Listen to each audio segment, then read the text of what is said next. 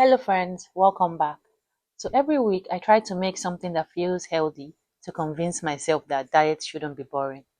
So this week I am making this creamy black-eyed peas with ground beef that was so delicious. The original recipe that I saw online used red lentils, but I didn't have any, and I thought, what if I don't like the taste? So I didn't buy them. And I used the regular black-eyed peas that I have and I'm comfortable with.